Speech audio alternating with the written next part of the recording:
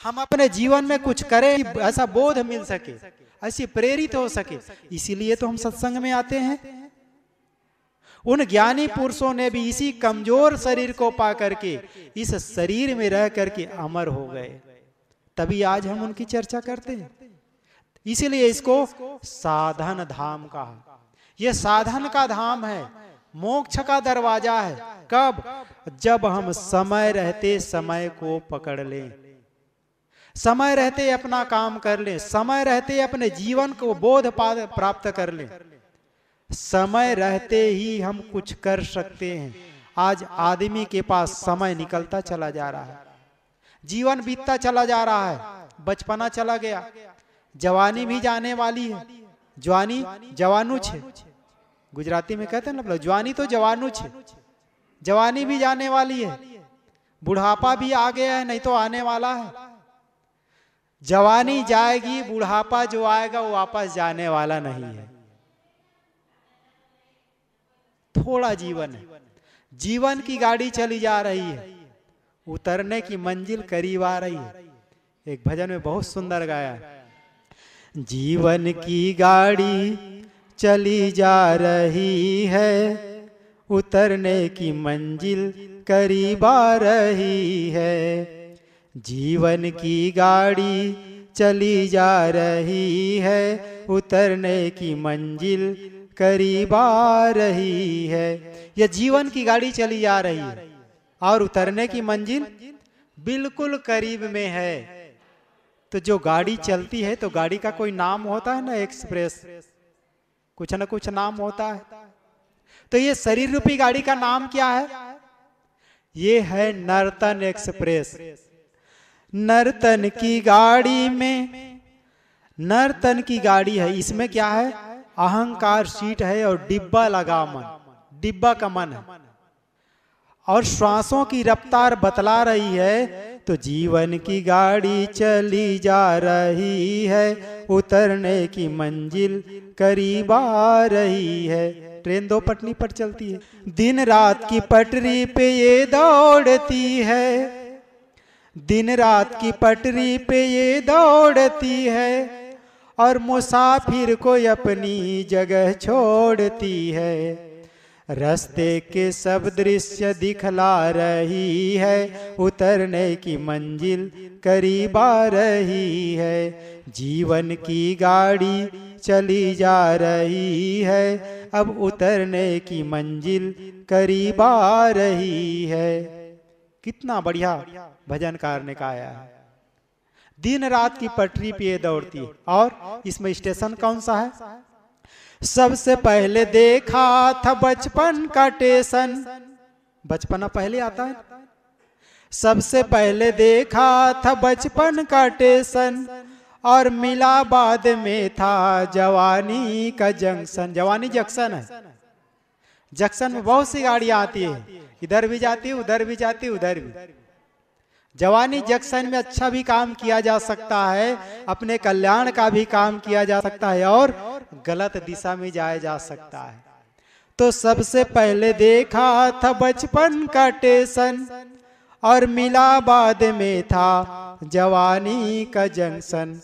बुढ़ापे से आगे बढ़ी जा रही है, उतरने की मंजिल करीब आ रही है। जीवन की गाड़ी चली जा रही है, अब उतरने की मंजिल करीब आ रही है। जब ट्रेन में बैठते हैं तो जो वहाँ केबिन में होता है सब लोग अपने लगने लग जाते हैं। 4-6 घंटे, 10, 12, 24 घंटे का सफर होता है, सब अपने अच्छे लगते हैं। अभी मैं आ रहा था छत्तीसगढ़ से, तो कुछ बहनें बैठी थी यहीं की, भाई लोग भी थे, पर्वत पाटिया की।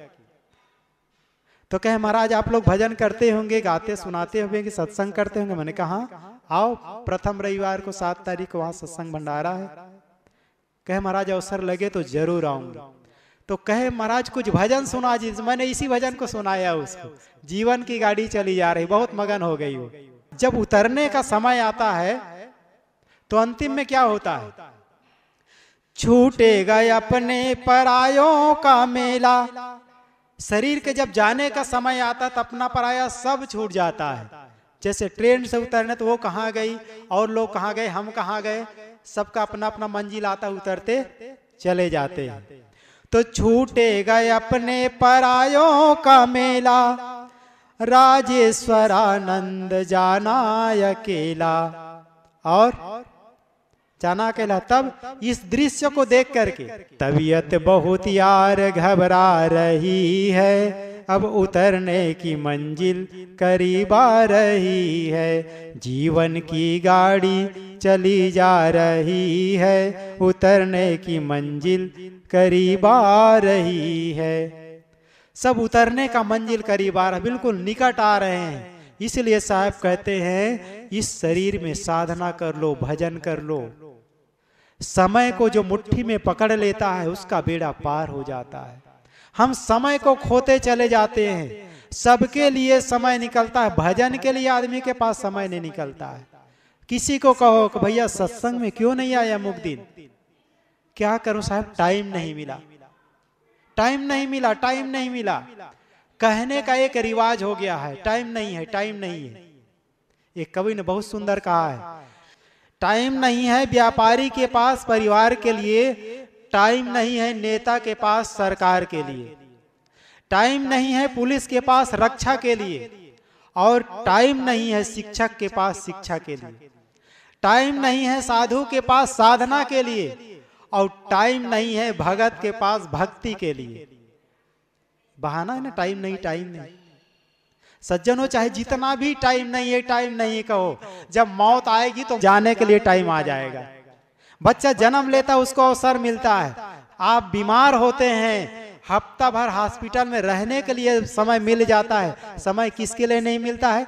खाली भजन करने के लिए। ये एक बहाना है, और यही बहाना सबको बहा देता है।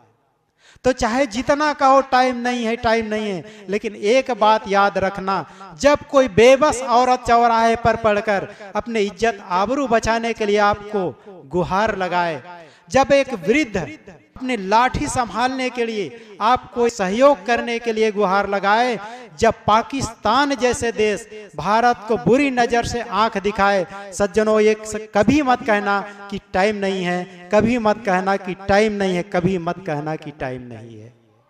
टाइम सबके पास है। पिछले मार्च में 22 तारीख को जनता कर्फ्यू था, फिर 24 मार्च को सरकार ने ऐलान कर दिया लॉकडाउन का, घोषणा किया कि कोई आदमी घर से बाहर नहीं निकलेगा। जब आपको 24 घंटे घर में रहने का अवसर दिया गया, कोई नौकरी वाले नौकरी में नहीं जाएगा, फैक्ट्री वाले फैक्ट्री में नहीं जाएगा, कहीं आना जाना नहीं है। 24 घंटे का टाइम आपको मिला कि नहीं मिला बताइए? इन 24 घंटे में आप कितनी देर भजन किए, कितनी देर भगवान का सुमिरन किए, कितनी देर आप संत को याद किए, कितनी देर ज्ञान की चौपड़ी वाचे हैं? मिला था ना 24 घंटे का टाइम। तो ये क्यों कहते हैं टाइम नहीं है, टाइम नहीं है? केवल अपने को बहाना है। इसलिए संत जन कहते हैं जागा हुआ वह है जो अपने समय को पकड़ ले। हम अपने समय को पकड़ ले तो आज ही हमारा कल्याण हो सकता है। जिस दिन मैं यहाँ आया था, यहाँ आकर के ऐसा लगा बिल्कुल शांत वातावरण, एकदम कोई चीज की कमी नहीं, जो मुझे चाहिए मैं पा गया।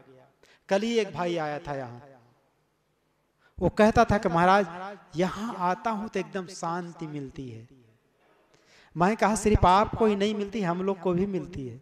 जो भी यहाँ हम लोग सब आए हैं, यहाँ किस लिए आए हैं? एक ही चीज के लिए आए हैं, वह है मन की शांति के लिए। सत्संग में भी हम आए हैं तो मन की शांति के लिए आए हैं, और वह हमें वहां से मिलता है जिसका मन शांत हो, जो जगह शांत हो। आप शांति की खोज में सरदार मार्केट में चले जाएं, आपको शांति मिलेगी? आप बराछा के मार्केट में चले जाएं, आपको शांति मिलेगी? आपको शांति मिलेगी किसी निर्जन वन में जाकर के, आपको शांति मिलेगी किसी आश्रम में जाकर के, क्योंकि आप जल पीते हैं तो आपको शीतलता मिलती है, आग के पास जाते हैं तो आपको उष्णता मिलती है, आप एक शीतल संत के पास जाते हैं तो आपका मन भी शांति से भर जाता है। इसकी आवश्यकता है। इसलिए साहब कहते हैं कबीर नाव तो झांझरी।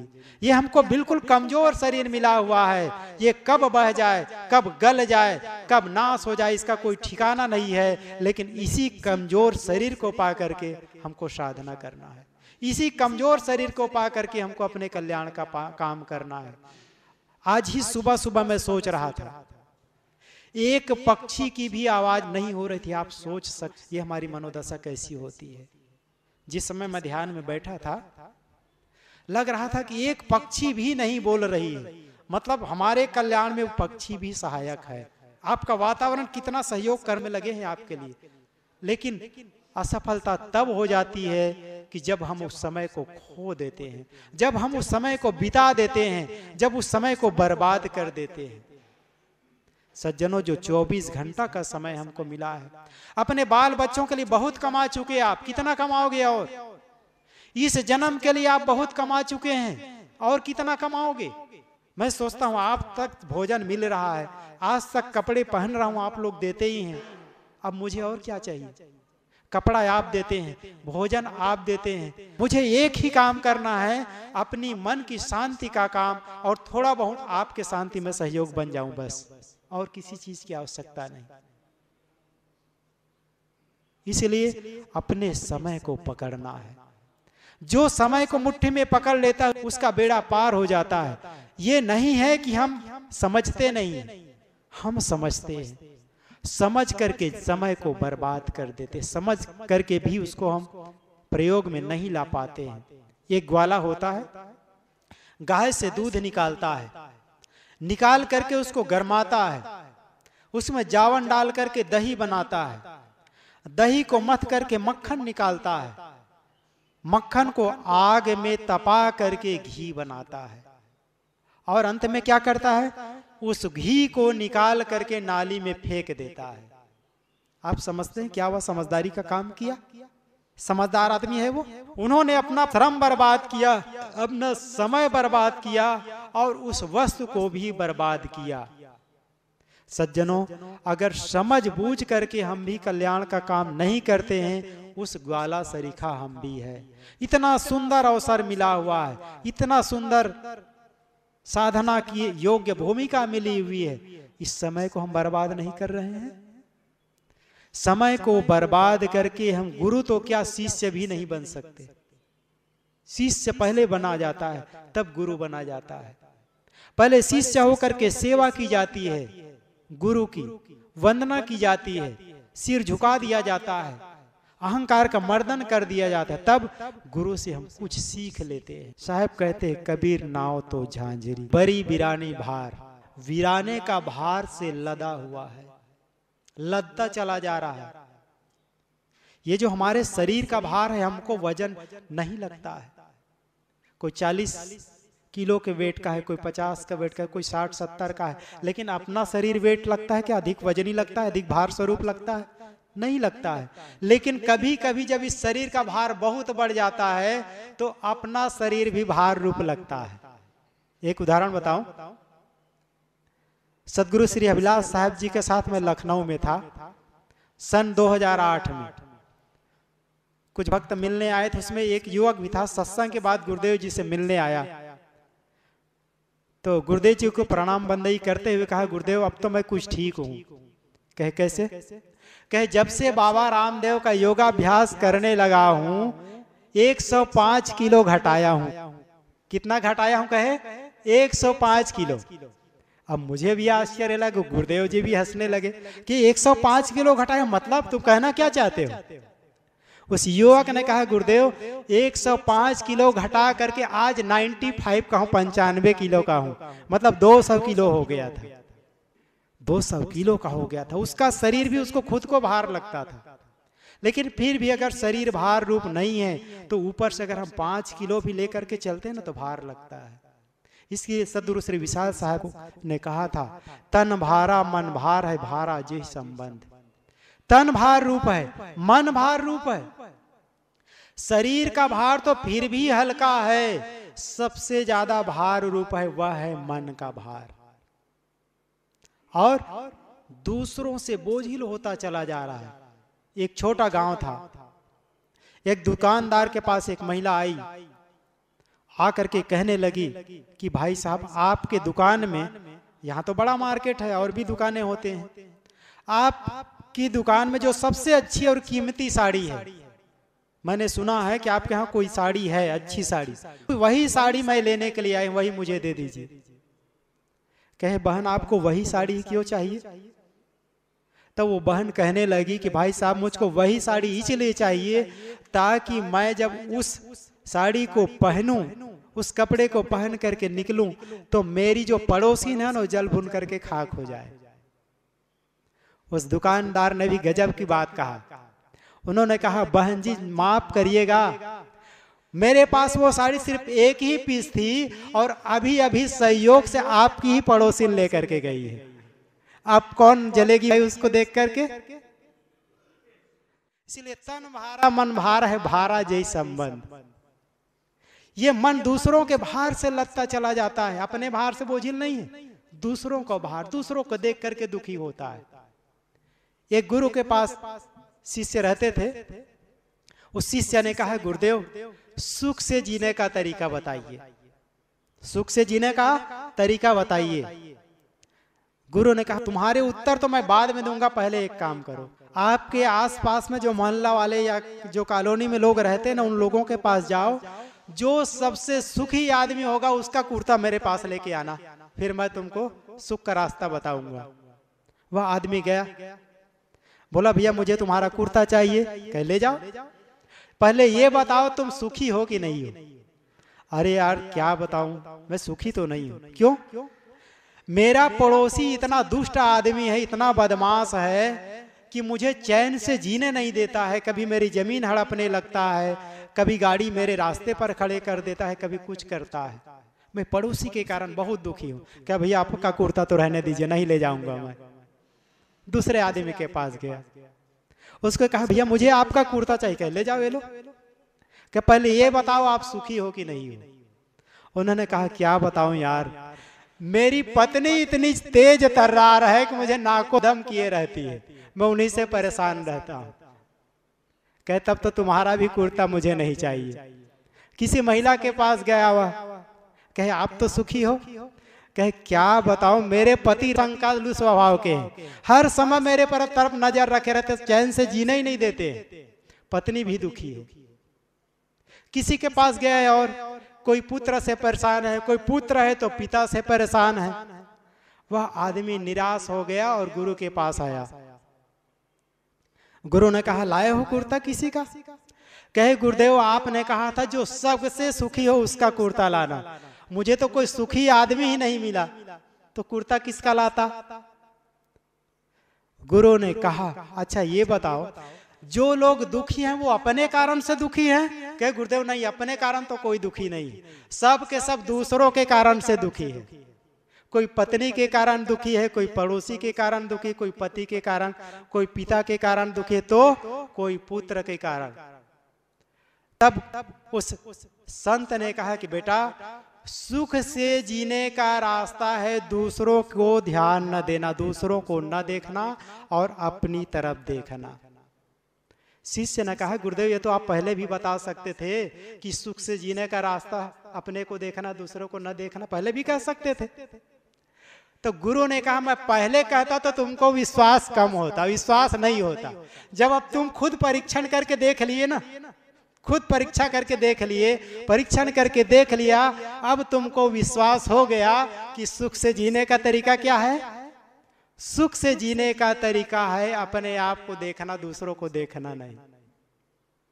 सुख से जीने का तरीका है नजरअंदाज करने की कला। नजरअंदाज कर दो। कहीं आप गए, अपेक्षा रखे थे मैं जाऊंगा तो वहां बड़ा सम्मान मिलेगा, मेरा दोस्त है या रिलेटिव है, कुछ भी है, आप गए आपको उचित सम्मान नहीं मिला, आप दुखी हो गए। किसी ने आपको सम्मान नहीं दिया, सम्मान करने के अलावा किसी ने आपको निंदा के शब्द कह दिए, किसी ने आपको गाली दे दिया, आप दुखी हो गए। इसी को साहब कहते हैं भरी वीरानी भार। दूसरों को बोझ से आप लदते चले जा रहे, दूसरों का भार आपके मन पर है और केवट सो परिचय नहीं।